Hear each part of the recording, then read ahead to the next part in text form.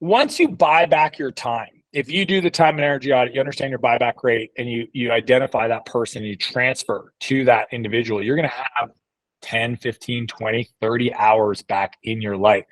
The question is what do you do with that, right? So I want to share a story about Rachel because she's the quintessential entrepreneur. She runs a marketing agency, and she kept hitting this like ceiling of growth, right? Where she'd do a lot of marketing, deliver and fulfill, then not have any clients and do marketing and fulfill. And, you know, she came to me one day and she's like, I don't know what I'm doing wrong. And I just asked her to look at her financials because I've been doing this long enough that I can look at numbers and understand where the business is falling apart just based on the financials. And I saw somebody who didn't reinvest in themselves to grow to become the person who could grow the business. What do I mean by this? If you buy back your time and you now reinvest that in doing the work that makes you money. So if you're a logo designer, do more logo designs. If you're a programmer, go write more code. If you're a marketing person, go do more marketing for your clients. So you know what you're charging in your buyback rate. So go do more of that. But at a certain point, and you work your way through the system, somebody else can do it for you. You then have to develop the skills, right? So I call these the ladder of progression. On the left side of this ladder is skills. You have to invest in becoming more skilled. The reason why the highest paid CEO in the world is Tim Cook, and he makes a couple $100 million a year, is because he knows how to create billions of dollars of value for shareholders. So you need to invest in skills. The other part of this, the other side of the ladder, the right side, is beliefs. Your world views. Most people don't realize that their beliefs about how they believe the world to be is what's stopping them from growing. So they could be incredibly skilled, but have really bad beliefs. You see this with professors in university, incredibly skilled around business and broke. You see it all the time. People that are educated with high IQs, but have a flawed worldview that stops them from growing. So those are the two sides of the ladder. And then the center is character traits. To me, that's locking in both of those, right? Character traits like mental toughness, fortitude, resourcefulness, consistency, motivation, communication. Those are character traits. You have to develop those because those lock in the beliefs and the skills so that you can climb this ladder of progression for what do you do when you buy back that time? And once I explained this to Rachel, because I just said, show me where you spent on building playbooks. She's like, well, I've never learned how to do that. I know you've not invested any money to learn these skills, and you're wondering why your business doesn't grow. Show me where you invested in marketing skills. She's like, well, I haven't. I go, cool. It's or she'll say oh, I spent a lot of time on Google and I bought this Udemy course. It's that's what I'm talking about. You have to make investments. So I want to teach you one of my favorite frameworks from the book, which is called the replacement ladder. And it's the sequence. Somebody asked me once, they said, okay, Dan, you're starting a business. What would be the order if you had to start from scratch? Okay, because some people have big companies, and then when they do some of this work, they're like, oh crap, I have my whole team built wrong. So they got to reset it. But let's say you were starting at zero.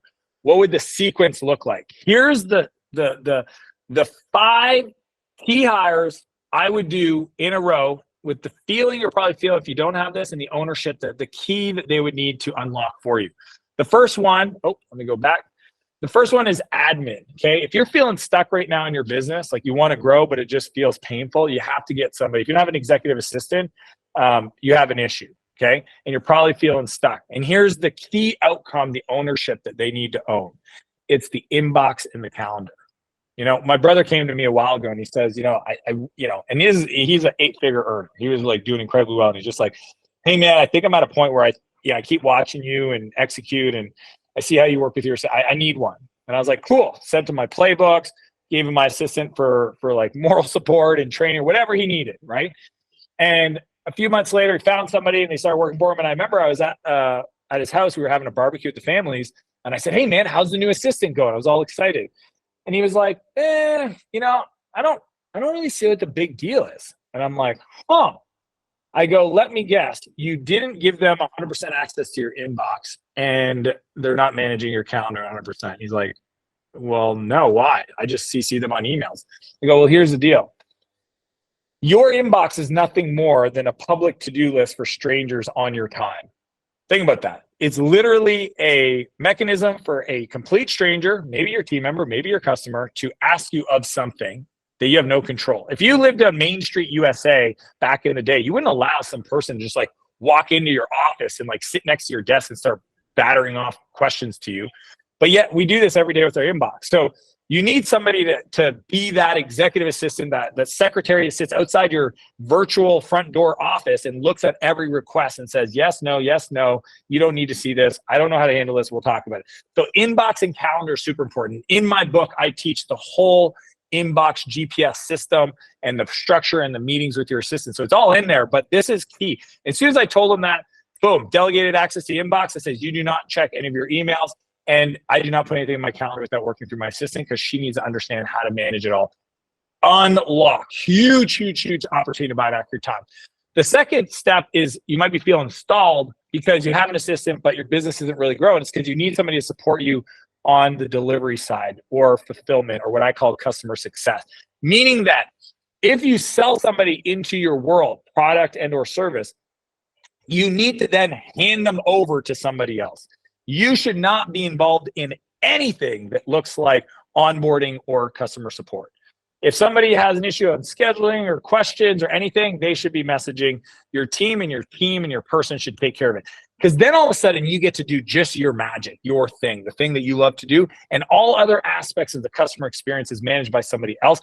Boom, now we can grow. Next level is marketing. Why?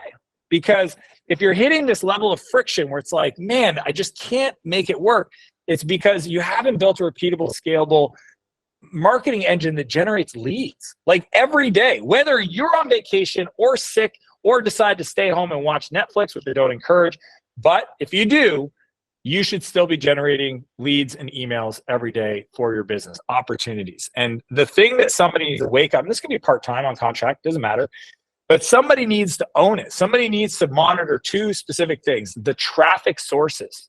Okay.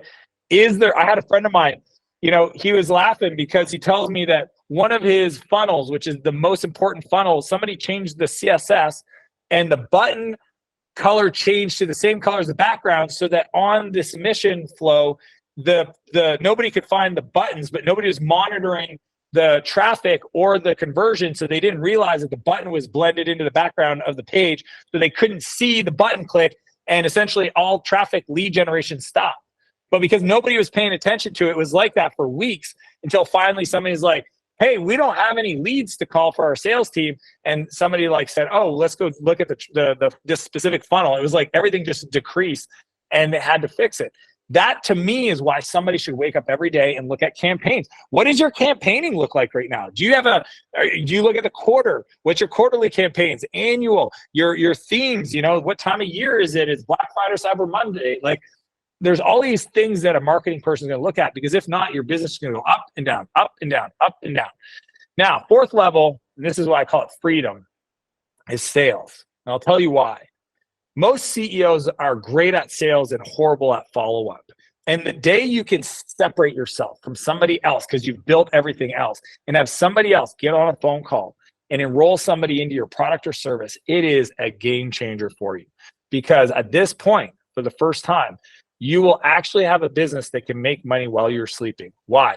Because you have somebody that's responsible for generating the prospect and bring them into your world. Somebody else is going to take them through the sales conversation, get them to buy, and then somebody else is going to onboard them, bill them, charge them, and bring them into your product or service and get them going for you, whether you're around or not. And that is for hires. This methodology is probably the most profound idea that most business owners that never get free don't understand, that we're trying to build an engine of repeatable, scalable growth. And it requires these four people in your life, part-time, full-time, it doesn't matter, so that you can start to buy back your time. Now, the highest level is flow. And for me, flow, and why I call it flow, is because we start hiring what's called executive leadership team, or leaders in general. That you might start to have a leader that runs your sales team, or a leader that runs your marketing team, or a leader that manages your customer onboarding, or a coach, or a logo designer, or a program leader, whatever it is, right? But here's the key though, this is where everybody gets it wrong, is the ownership of that person. It doesn't matter who you hire. They need to own the strategy and the outcomes.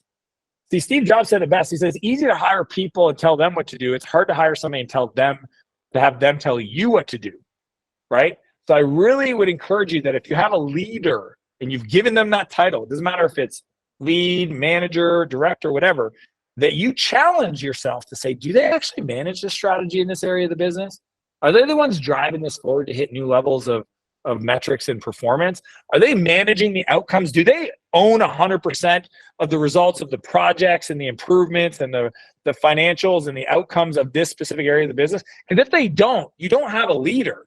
You just have somebody that can kind of focus and kind of manage other people, but they're not a leader. You need somebody that owns strategy and outcome. And if you do these 4 or 5 levels of the replacement ladder, this is the framework that begins to build a business that you don't grow to hate.